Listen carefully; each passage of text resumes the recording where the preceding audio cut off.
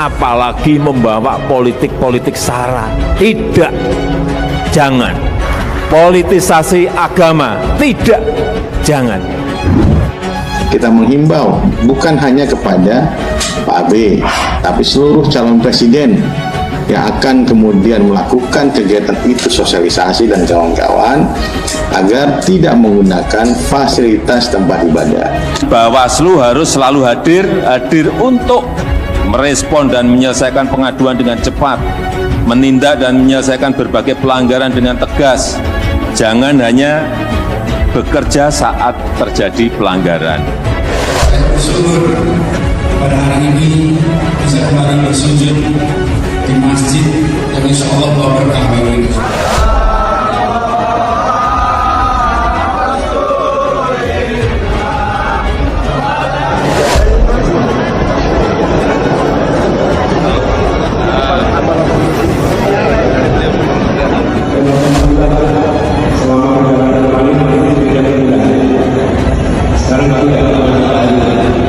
Politik identitas sangat berbahaya bagi negara sebesar kita Indonesia yang sangat beragam. Apalagi membawa politik-politik sara.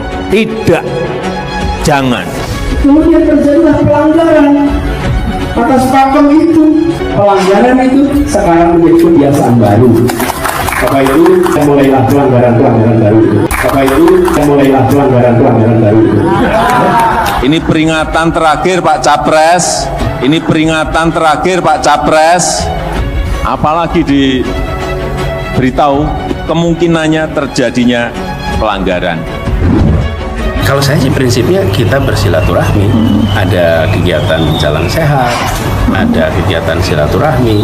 Kalau memang diduga maka ditunjukkan ketentuan-ketentuan mana yang dianggap dilanggar.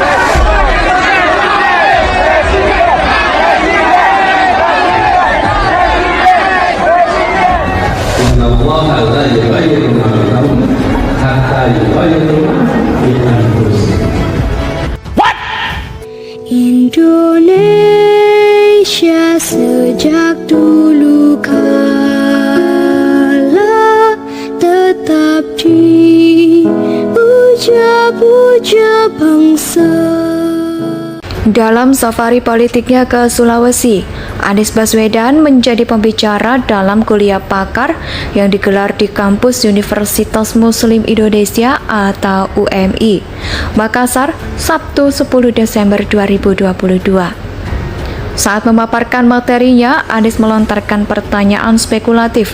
Bisakah dosen digantikan teknologi? Ujar Anies. Mantan Gubernur DKI Jakarta itu pun menjawab sendiri pertanyaannya. Ia bilang jika pertanyaan itu dijawab dosen, maka pasti mengatakan tidak.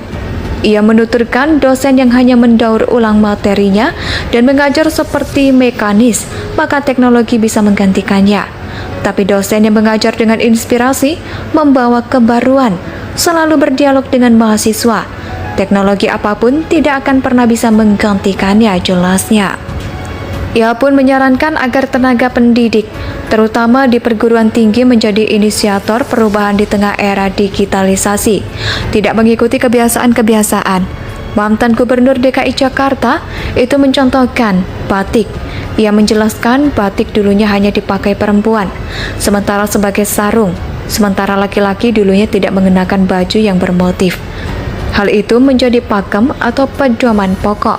Kemudian terjadilah pelanggaran atas pakem itu. Kain yang dipakai untuk sarung dipakai untuk baju. Ketika itu pertama kali digunakan, kata dia. Orang melihat itu sebagai pelanggaran tidak sopan. Namun pelanggaran itu diikuti banyak orang. Akhirnya baju batik jadi identitas di Indonesia. Pelanggaran itu sekarang jadi kebiasaan baru. Bapak Ibu, di bidang pendidikan mulailah pelanggaran-pelanggaran baru itu, pungkasnya. Pemilihan diksi yang tidak tepat bisa menimbulkan masalah. Dalam hal ini, penggunaan kata-kata pelanggaran dalam menganalogikan sebuah perubahan dan pembaruan sangat tidak tepat. Apalagi itu diucapkan oleh seorang Anies Baswedan yang notabene seorang mantan gubernur dan pernah menjadi dosen di Universitas Paramadina selama 8 tahun. Badan Pengawas Pemilu atau Bawaslu RI menilai kegiatan safari politik sebelum masa kampanye pemilu 2024 dimulai seperti yang dilakukan Anies Baswedan merupakan tindakan kurang etis. Hal ini disampaikan anggota Bawaslu Puadi dalam konferensi pers di Media Center Bawaslu RI, Jakarta, Kamis 15 Desember 2022. Walaupun laporan pelapor tidak memenuhi syarat materi, namun ditinjau dari sisi etika politik, kegiatan safari politik yang dilakukan Anies Baswedan dapat dipandang sebagai tindakan yang kurang etis karena telah melakukan aktivitas kampanye terselubung dan terkesan mencuri start dalam melakukan kampanye sebagai calon presiden dalam Pilpres 2024, ujar Puadi. Bawaslu menilai publik telah mengetahui Anies merupakan bakal calon presiden yang akan diusung gabungan partai tertentu. Dengan demikian, safari politiknya dapat dimaknai sebagai aktivitas mengkampanyekan atau setidaknya menyosialisasikan diri sebagai bakal capres pada pemilu 2024, terutama dalam rangka meningkatkan elektabilitas jelang 2024. Hal tersebut jelas bertentangan dengan prinsip kesetaraan dan keadilan bagi semua pihak yang hendak berkontestasi pada pemilu, ucap Puadi. Seperti dikutip dari Antara. Meski dinilai kurang etis dan bertentangan dengan prinsip kesetaraan, namun tindakan menyosialisasikan diri para calon sebelum masa kampanye adalah sah, asalkan ditempuh melalui cara-cara yang dikehendaki Undang-Undang Pemilu sebagai regulasi yang mengatur tentang pemilihan umum. Dalam safari politiknya ke Sulawesi, Anies Baswedan menjadi pembicara dalam kuliah pakar yang digelar di kampus Universitas Muslim Indonesia atau UMI, Makassar, Sabtu 10 Desember 2022. Saat memaparkan materinya, Anies melontarkan pertanyaan spekulatif, bisakah dosen digantikan teknologi? Ujar Anies. Mantan Gubernur DKI Jakarta itu pun menjawab sendiri pertanyaannya. Ia bilang jika pertanyaan itu dijawab dosen, maka pasti mengatakan tidak. Ia menuturkan dosen yang hanya mendaur ulang materinya dan mengajar seperti mekanis, maka teknologi bisa menggantikannya. Tapi dosen yang mengajar dengan inspirasi, membawa kebaruan, selalu berdialog dengan mahasiswa. Teknologi apapun tidak akan pernah bisa menggantikannya, jelasnya.